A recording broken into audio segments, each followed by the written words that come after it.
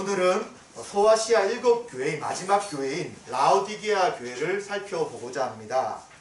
먼저 7교회를 구분해 본다면 칭찬만 받은 교회가 있었습니다. 바로 서머나 교회와 빌라델비아 교회였습니다. 또 그 반대로 책망만 받은 교회가 두 교회가 있었는데 사대 교회, 그리고 지난주에 살펴보았던 라오디게아 교회는 칭찬은 없고 책망만 받았습니다. 네, 죄송합니다. 라오디게아 교회는 오늘 살피는 교회죠. 그리고 책망과 칭찬을 함께 받았던 교회는 에베소 교회, 버가모 교회, 두아디라 교회였습니다. 당시 교회들이 겪었던 큰 어려움들은 황제 숭배와 같은 우상 숭배가 있었고요. 그리고 유대인들이 로마인들에게 기독교인들을 고발하여서 기독교인들이 로마 당국의 핍박을 받는 그러한 고난과 박해가 있었습니다. 그러나 이 두 교회, 이 여러 교회들의 결국 문제들은 바로 세상에 동화되어서 세상을 따라갈 것인가, 아니면 예수님을 주로 인정하며 그분을 의지하며 살 것인가 하는 문제가 그 당시 교회들의 큰 그런 도전들이었습니다. 그리고 오늘 살펴보는 라오디게아 교회는 책망만 받았던 교회입니다. 그들은 허영심이 있었고요. 또 자만심이 가득 찼던 교회였던 것을 알게 됩니다.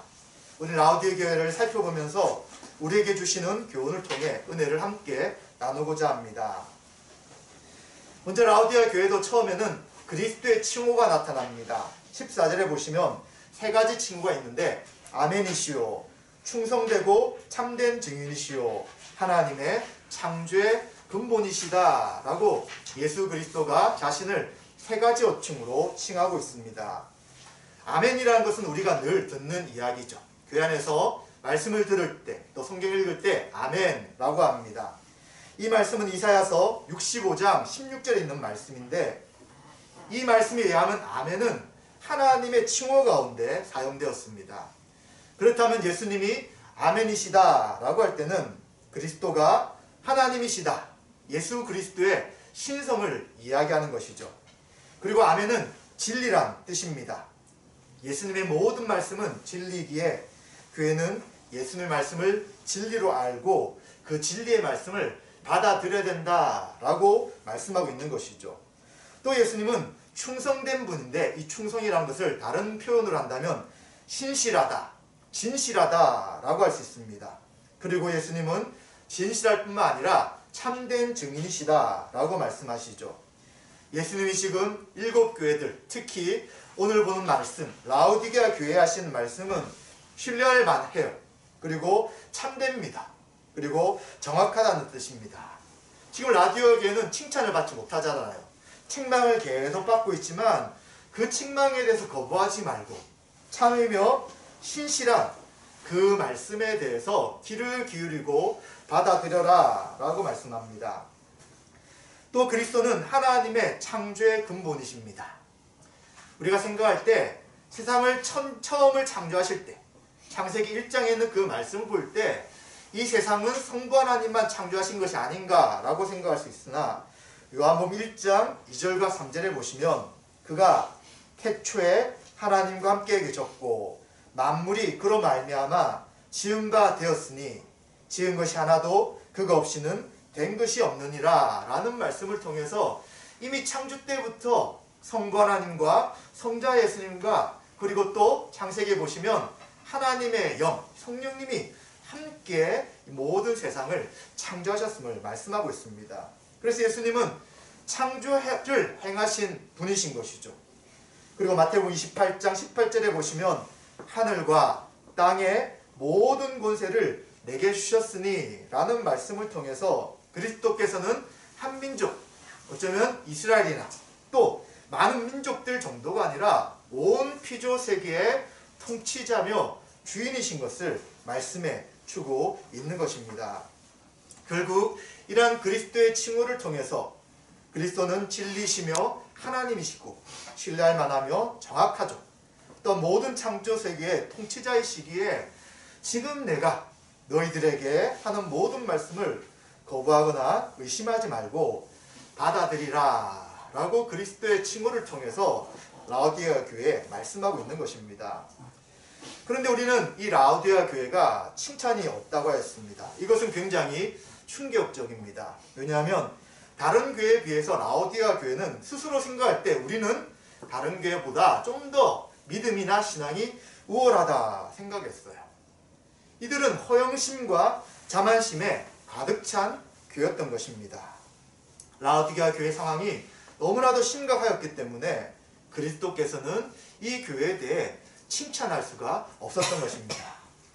그리고 이제 15절부터 17절까지의 책망이 나타납니다. 책망은 두 가지를 하게 되는데 첫 번째 책망은 이들에 대해서 15절과 16절에 내가 차지도 아니하고 뜨겁지도 아니하다. 다르게 표현하면 미지근하다 라고 책망하고 있습니다. 주님은 그들의 행위를 알고 있는데 차든지 뜨겁든지 해야지 미지근할 때 내가 너를 토해버릴 것이다 라고 말씀합니다. 도대체 미지근하다는 것이 무엇일까 라고 생각할 때 그냥 성경을 있는 그대로 읽게 된다면 미지근하니까 신앙에 대해서 열정이나 열심이 없는 좀 뜨뜻미지근한 미온적인 태도다 라고 생각할 수가 있어요. 그런데 이렇게 생각해버리면 차가운 교회는 어떤 것입니까? 이제 차갑게 하라고 할 때는 신앙이 전혀 없다고 볼 수 있는 것이죠. 또 반대로 뜨겁다고 할 때는 주님을 향한 열정으로 가득 차 있다 이렇게밖에 이해할 수 없게 되는 것입니다. 만약 주님의 말씀처럼 차가운 교회라고 할 때 신앙이 없는 무신론자들이라고 이해하기는 어려운 것이죠. 그래서 미지근하다를 그렇게 이해할 수 없는 것입니다. 이것을 좀 이해하기 위해서는 이 고대사회 그리스와 로마 사회에서는 이 물을 어떻게 사용했냐면 차가운 물은 이제 마실 때 시원하게 될 때 사용하게 되고요. 그리고 뜨거운 물은 또 추울 때 따뜻하게 마시거나 또 몸을 씻을 때 좋았기 때문에 뜨거운 물과 차운 물은 쓸모있는 물이었어요. 그런데 그 중간 미지근한 것은 그 당시는 차갑게 마실 수도 없고 또 따뜻하게 마시거나 목욕할 때 사용할 수 없기 때문에 쓸모없는 물이다 라고 생각했습니다. 그래서 이들은 이 쓸모없는 물은 우리가 마실 수 없다고 생각했던 것이죠. 또한 이것을 지리적으로 보았을 때 라우디게아는 히에라볼리와 골로세란 도시와 가까이 있었습니다. 그런데 이 골로세 같은 경우에는 2400m 높이에 있는 산에서 눈이 녹아서 물이 내려오니까 굉장히 시원한 물이 충분했습니다. 그래서 이들은 시원한 물을 마시면서 더울 때나 또 시원한 물로 인해서 그들을 상쾌하게 만드는 물이 있었던 것이죠. 또 그 옆에 있었던 히에라볼리에는 치유 효과가 뛰어나다고 잘 알려진 좋은 온천이 있었습니다. 그래서 그곳에 들어가서 몸을 따뜻하게 하면서 치유하는 일이 있었죠. 근데 라우디게아는 좀 상황이 달랐습니다. 라우디게아 지역에는 리코스 강이란 강이 있었는데 이 강이 너무나도 더러워서 이 강을 물로 식수로 공급할 수 없었습니다. 인도의 인더스강 같이 되겠죠. 모든 것 다 섞여서 먹으면 질병을 일으키는 그러한 좋지 않은 물이 흐르기 때문에 이들은 물을 어디서 공급받았냐면 8km 떨어져 있던 온천에서 상수도를 만들어 가지고 그곳에 물이 들어올 수 있도록 하였습니다. 근데 거리가 8km가 되다 보니까 계속해서 뜨거운 물이 오다가 이제 라우디게아 지역에 오게 되면 물이 미지근하게 되어버린 것이죠. 결국 미지근하다라고 하는 것은 라우디게아 교회의 신앙에 따른 행위가 주님 보실 때 아무런 쓸모없는 모습으로 되어 있다 하는 것을 책망하고 있다는 것을 우리는 생각해 볼 수 있는 것입니다. 그러나 이 라우디게아 교회의 행위가 구체적으로 어떤 것이 쓸모없는가에 대해서는 잘 설명하지 않습니다. 그러나 분명한 것은 주님께서 그들에 대해 이야기할 때 미지근한 물을 먹었을 때 토하고 싶을 정도로 그들의 신앙의 상태를 보았을 때 토하고 싶을 정도의 상태다는 것을 분명하게 경고해주고 있는 것이죠. 그들은 믿음이 있다고 생각하고 그들은 부유하다고 생각하지만 실제로는 그 믿음의 행위의 가운데 진실함이라는 것을 전혀 찾을 수 없는 상태였던 것입니다. 그리고 두 번째 책망은 17절과 18절에 있습니다. 그들은 자신이 스스로 말하기를 나는 부자라 부유하여 부족함이 없다 라고 생각하고 있었던 것이죠. 허영심으로 가득 찬 교회의 모습이었습니다. 스스로 생각할 때, 야, 나는 부족함이 전혀 없어. 우리 교회는 정말 부족함이 없는 교회야 라고 생각하고 있었어요.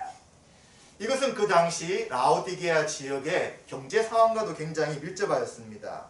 이들은 굉장히 부유했기 때문에 그 도시 자체가 야, 이제 부에 대해서는 우리가 부족한 것이 없다라고 생각하였습니다. 왜냐하면 그곳에는 안지를 치료하는 안약을 만들 수 있는 의료가 굉장히 발달되어 있었고요.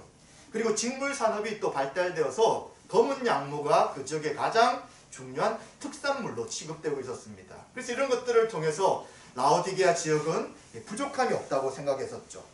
그래서 그러한 부족함에 없었던 예가 하나가 있는데 주 60년 예수님 오신 후에 60년에 이 지역에 큰 지진이 있어가지고 도시의 많은 부분이 파괴가 되었다고 합니다. 그래서 이제 이것을 다시 재건해야 되잖아요. 이때 로마가 너무 심각하게 파괴되었으니까 우리가 재정적 지원할 테니까 그 돈으로 복구를 하라 라고 이야기를 했어요.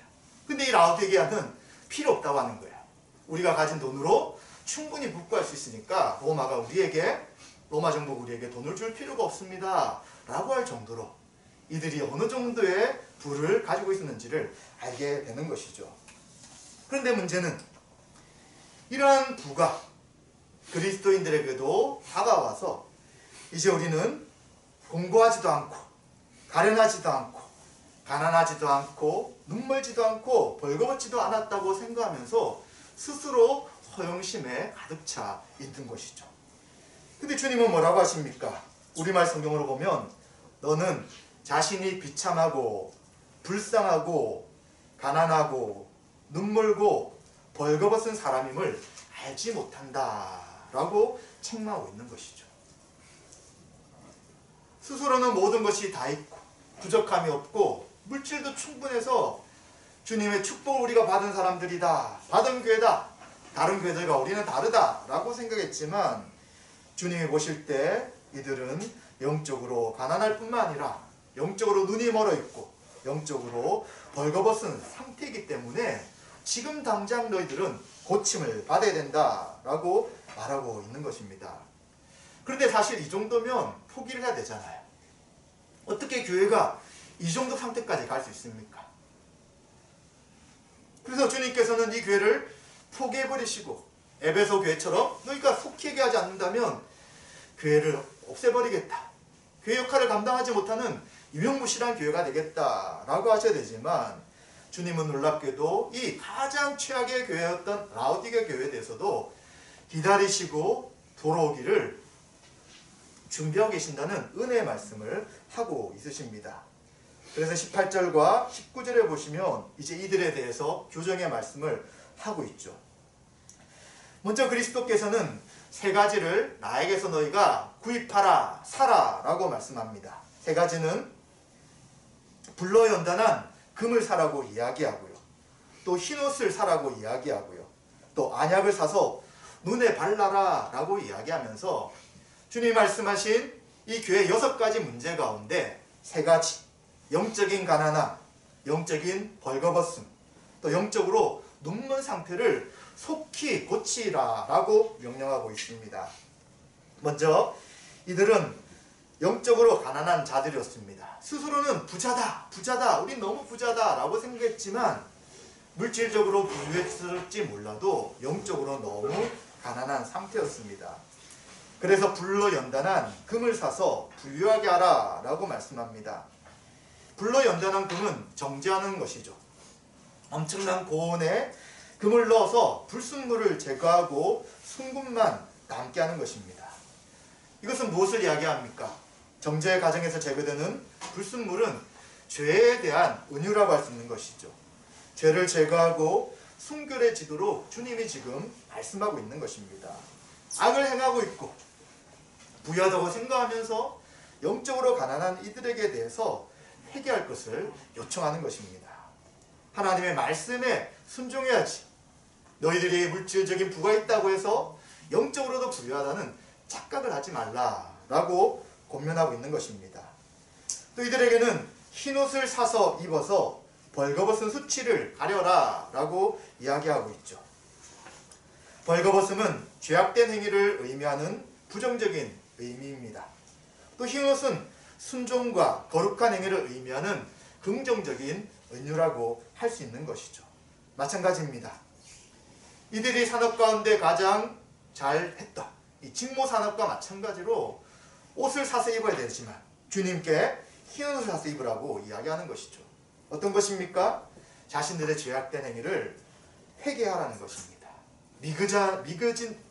미지근한 행위, 쓸모없는 행위, 신자로서 마땅히 나타낼 믿음 행위가 전혀 없는 이들에 대해서 속히 회개하고 그리고 수치스러운 발가벗음을 가려야 된다라고 주님이 이야기하고 있는 것입니다.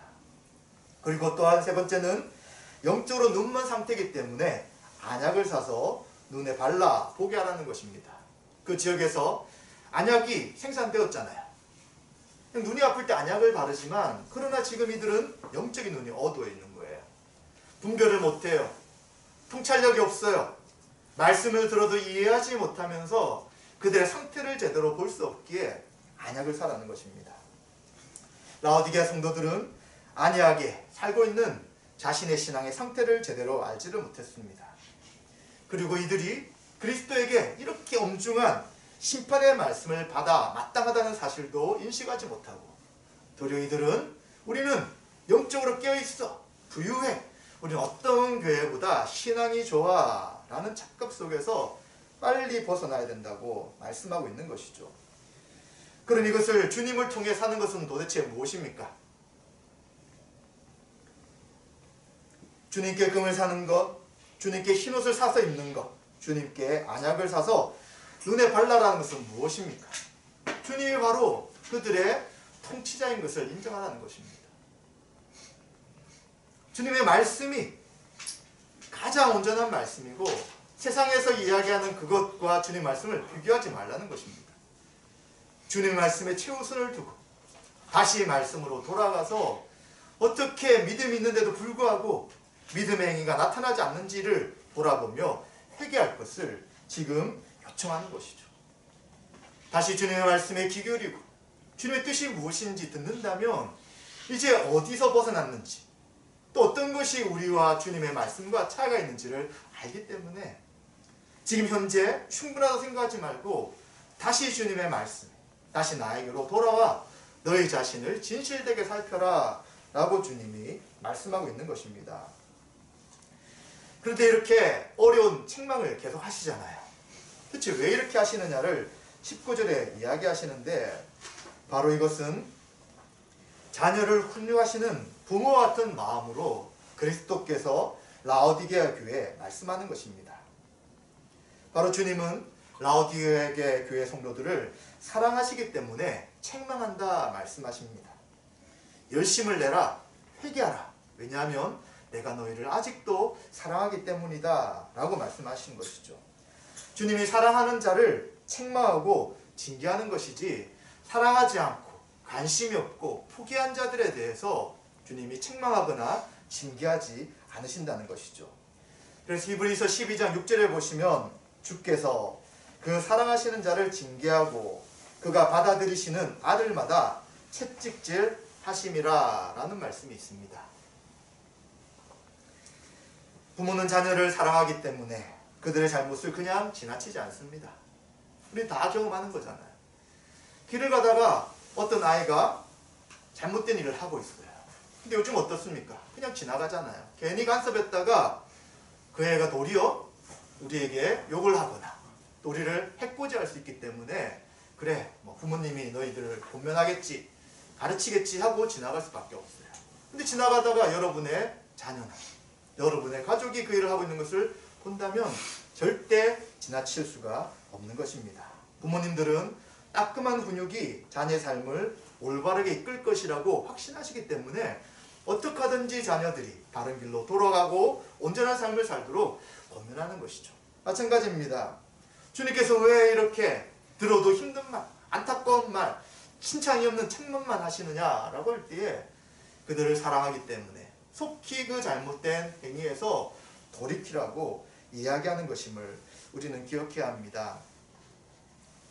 우리가 신자로서 삶을 살아갈 때 생각지 못한 어려움을 당할 때가 있어요.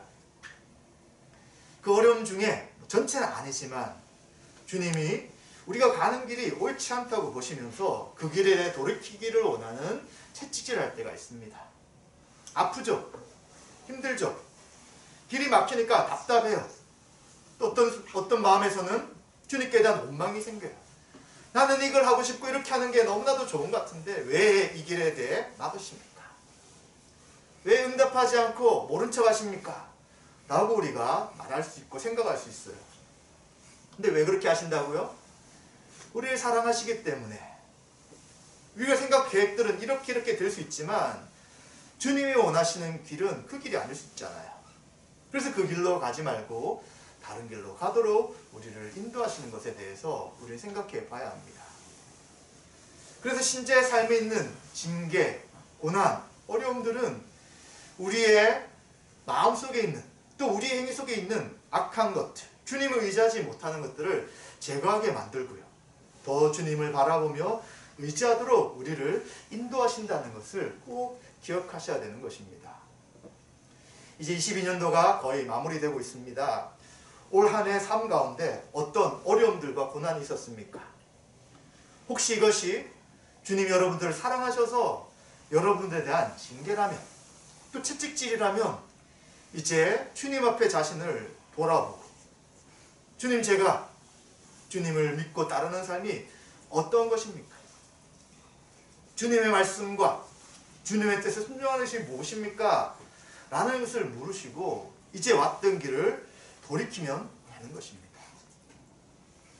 그런데 이 고난과 어려움 속에 그것보다는 여러분을 훈련시키고 단련하는 부분이 또 있을 수 있어요.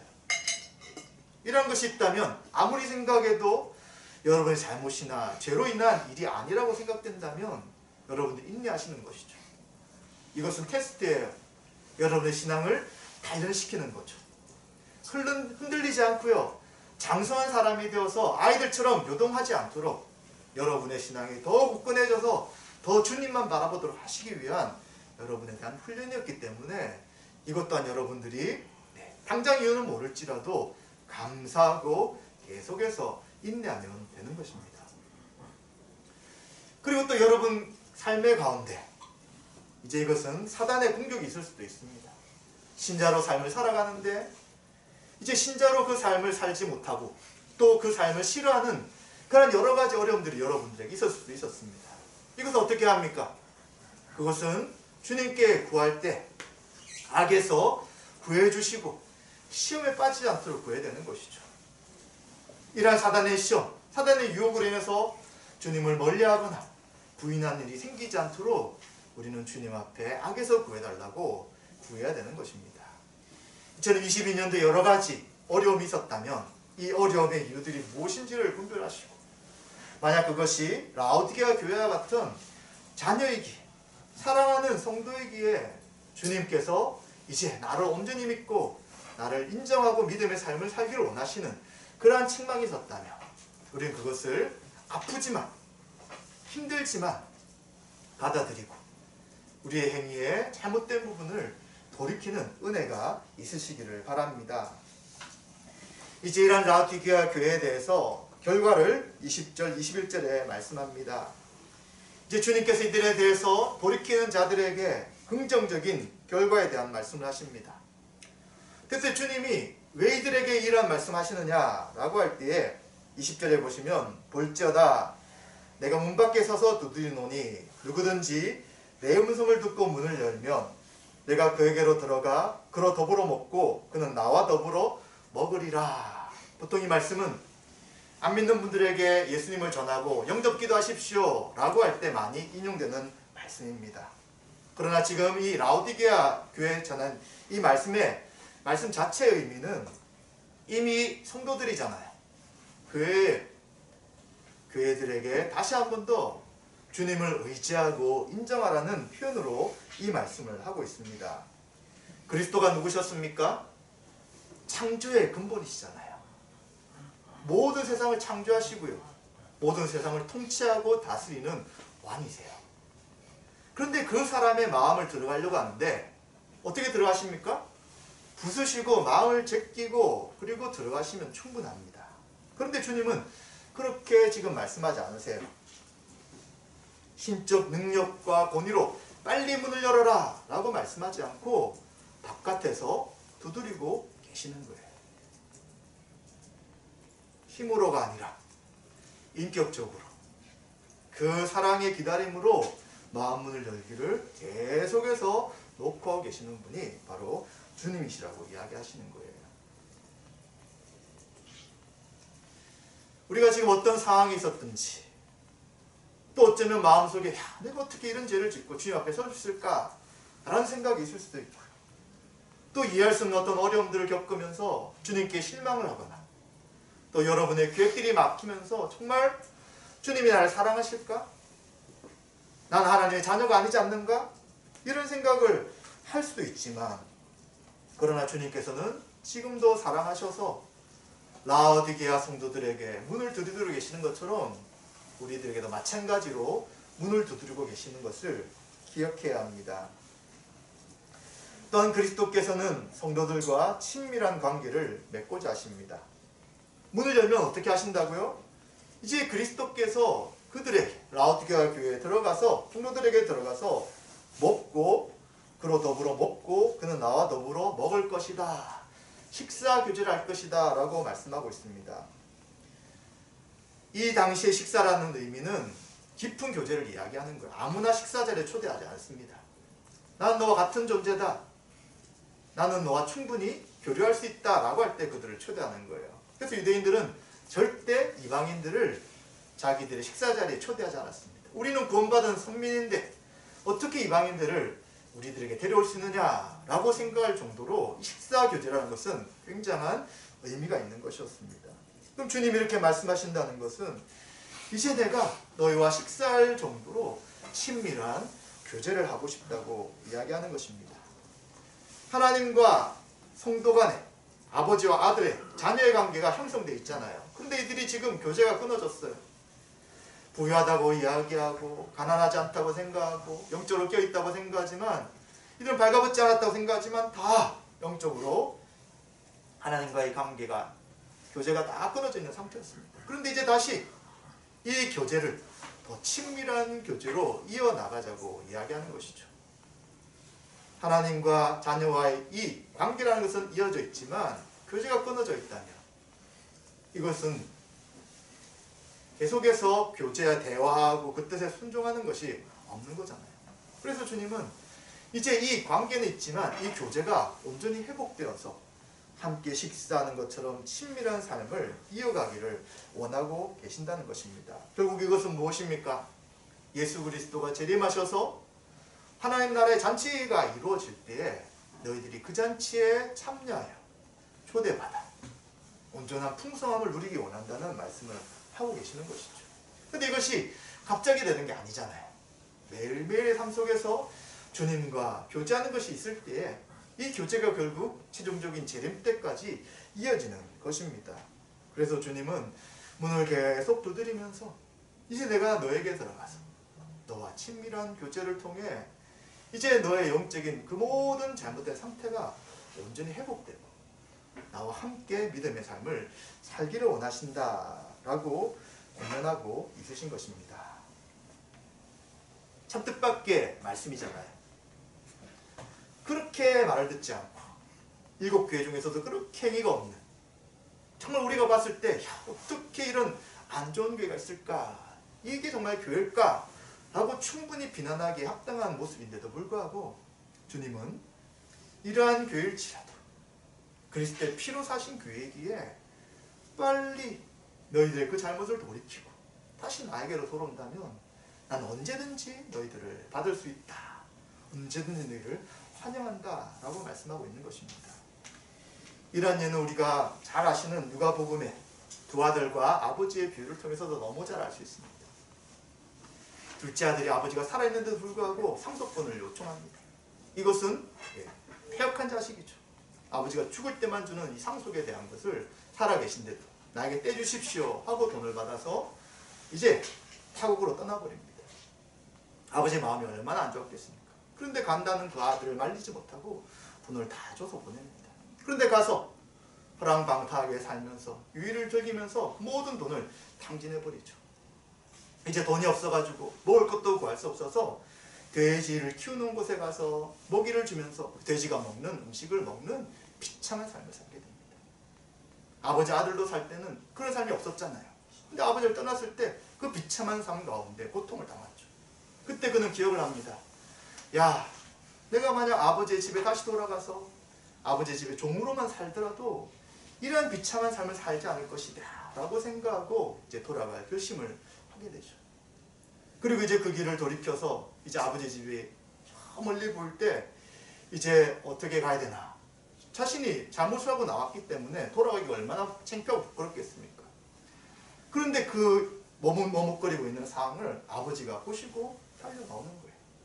벗은 발로 달려나와서 그 더럽고 냄새나는 아들을 껴안으면서 이제 이 아들에 대해서 책망하지 않고 그 모든 상황을 받아들이시는 거죠. 그리고 놀랍게도 다시 신발을 신기고 옷을 입히고 반지를 끼게 하면서 이제 그를 종이 아니라 아들로서 모든 것을 회복시켜 주시는 장면을 우리는 보게 되는 것이죠. 이것이 바로 하나님의 사랑인 것입니다. 만약 하나님이 우리를 책망하시고 저주하시고 다 죽이시려 원하신다면 죄를 지을 그때마다 우리는 살아있을 수가 없어요. 어떤 이 지구상에 있는 교회가 그 주님의 심판을 피할 수 있겠습니까? 그런데 주님은 놀랍게도 이렇게 악한 행위가 없는 교회일지라도 주님의 핏값으로 교회를 사셨다면 그 교회에 대한 모든 책임을 주님이 담당하시고 그들이 돌아올 때까지 기다리시면서 그들과 다시 교제하도록 하나님은 사랑으로 이 죄악된 교회의 마음을 움직이시는 것을 보게 되는 것입니다. 마찬가지입니다. 우리의 신앙을 돌아볼 때, 또 우리 인생을 돌아볼 때 정말 내가 이런 삶이 주님이 기뻐하신 삶일까? 또 우리 교회의 모습을 봤을 때 정말 이렇게 살았던 것이, 이렇게 나갔던 한 해가 하나님이 기뻐하실까라는 여러 가지 의구심이 들 수 있어요. 그러나 분명한 것은 하나님과 우리 성도들 간에, 하나님과 자녀와의 이 관계는 절대 없어지는 것이 아닙니다. 이것은 하나님과 예수님을 통한 언약이기 때문에 절대 깨트릴 수 없는 언약이에요. 어떤 상황 속에서도 하나님이 우리가 당신의 자녀인 것에 대해서 어떤 것들도 깨트릴 수 없어요. 그렇다면 우리는 어떻게 해야 합니까? 돌이킬 일이 있거나 후회된 일이 있거나 하나님 뜻이 아닌 것에 대해서 회개할 것이 있다면 그것을 아는 그 순간 즉시 돌이키고 주님 앞에 나올 때 주님은 너 이렇게 했는데 이거 다 정리하고 와야지, 나 너 받을 수 없어 라고 하는 것이 아니라 그냥 그 모든 사랑으로 우리를 받으시는 것이죠. 그때 우리는 어떻게 하겠습니까? 주님, 정말 이 모든 것에 대해서 제가 주님을 싫어했고 내가 왕이 되어 내 마음대로 살려고 했던 그 악한 자였습니다. 주님 용서해 주십시오 라고 주님께 엎드릴 때 주님 우리의 모든 죄를 용서하시고 이제 그 하나님의 은혜로 우리를 덮어주시는 분이라는 것을 우리는 기억해야 합니다. 지금은 그러한 시간이 있는 시간들이에요. 그러나 주님이 오실 때는 심판주로 오시기 때문에 우린 주님이 오시기 전에 매일매일 우리 삶 속에서 주님 우리가 원하시는 것이 무엇인지를 진지하게 생각하시고 그리고 주님 앞에 가야 될 그 시간이 있다면 미루는 것이 아니에요. 그냥 그 순간 기억나게 하실 때, 깨닫게 하실 때 즉시 돌이키고 주님 앞에 나가야 되는 것이죠. 이것이 바로 성경에서 말하는 주님과 교제를 회복하는 그런 믿음이라고 이야기하는 것입니다. 사실 자신을 볼 때도 부끄럽잖아요. 내가 어떻게 저렇게 자꾸 똑같은 죄를 반복할까? 왜 이렇게 신앙이 잘 자라지 않을까? 그리고 이런 생각은 계속해서 우리를 정죄하게 됩니다. 그 정죄 때문에 자꾸 뒤로 밀려가거나 다음에 해야지. 내가 다음에 또 회개하고 또 똑같은 죄를 또 지을 것인데 라고 우리 가운데 자꾸 부정적인 생각이 들 가능성이 굉장히 크지만 그러나 믿음이라는 것은 하나님 말씀을 붙잡는 것이고요. 그 말씀을 붙잡고 이제 우리 가운데 그 말씀이 충만케 될 때 성령의 인도하심으로 주님이 기뻐하시는 삶으로 바뀔 수 있다는 그러한 은혜를 누리며 나가는 것입니다. 근데 무엇을 바라보냐면 나의 감정, 나의 느낌을 바라보는 것이 아니라 오직 십자가에서 이루신 하나님의 약속, 하나님의 사랑, 또 하나님의 그 피 흘리심에 대한 그 은혜를 우리는 계속 생각한다면 우리 자신에 대한 것은 잠깐 미루고 주님 옆에 나갈 때 주님께서 우리를 자꾸자꾸 새롭게 하시고 또 은혜 가운데 분명하게 인도하실 것입니다. 이제 예수님께서는 또 21절에 두 번째 긍정적인 결과에 대해서 말씀하십니다. 바로 이기는 자에게 주시는 선물을 이야기하시는 것이죠. 예수님께서는 자신이 이긴 후에 내 아버지와 함께 그분의 보좌에 앉을 것 같이. 예수님이 언제 이기셨습니까? 십자가에 죽으셨잖아요. 힘없이 죽으셨잖아요. 언제 이기셨어요? 바로 3일 뒤에 부활하심을 통해 예수님이 죄와 사망의 권세를 깨뜨리시고 승리하셨다는 것을 보여주셨어요. 그리고 40일 동안 하나님 나라에 대한 말씀을 계속 전하시고는 승천하셨죠. 바로 높임을 받으신 것입니다. 그리고 높임 받으신 그분이 하나님 보좌 우편에서 우리를 다스리실 때 성령님을 보내주시는 것이죠. 그리고 성령님께서 한 사람 한 사람 성도들에게 은사를 주셔서 그 은사로 풍성한 하나님의 은혜, 그리스도의 영광을 바라보며 살아가도록 하시는 것이죠. 그래서 예수님은 하나님 우편에서 통치하고 다스리는 승리하신 분이십니다. 바로 예수님 이기신 것이죠. 그것과 마찬가지로 내 보좌에 함께 앉게 해줄 것이다. 바로 예수님이 다스리는 것처럼 성도가, 교회가 온 세상을 다스리는 통치자의 역할을 감당할 것이다 라고 말씀해 주고 있는 것입니다. 하나님은 창조 세계에 대한 그분의 전능한 통치권을 가지고 계세요. 그런데 놀랍게도 우리같이 부족한 교회가 그리스도와 함께 통치하고 다스린다고 말씀하고 있는 거잖아요. 그래서 교회는 세상의 다스림을 받지 않습니다. 바로 교회가 세상을 다스리는 존재죠. 이것은 정치적인 것이 아니죠. 영적으로 그들을 통치하고 다스리고 있는 존재인 것입니다. 그래서 우리를 뭐라고 하냐면 소금과 빛이라고 이야기하고요. 제사장이라고 이야기하고요. 그리고 우리를 선지자로 그 역할을 감당하도록 하셨다고 이야기하는 것이 바로 세상에 대한 통치 역할을 우리에게 맡겨주셨기 때문이다 라고 말씀하고 있는 것이죠. 우리는 이처럼 라오디게아 교회, 너무나도 칭찬할 것이 없어서 책망만 받았던 교회의 모습을 살펴보았습니다. 그리고 이들에 대한 책망은 그들이 미워서가 아니라 자녀를 사랑하듯이 그들이 돌이키고 속히 믿음의 삶으로 회복되기 위해서 주님은 계속해서 이들에 대해서 책망하고 계시는 것이죠. 그리고 이들이 이 책망을 듣고 회개한다면 주님이 함께 그들과 먹고 마시는 참된 교제 가운데 있게 하실 것이고요.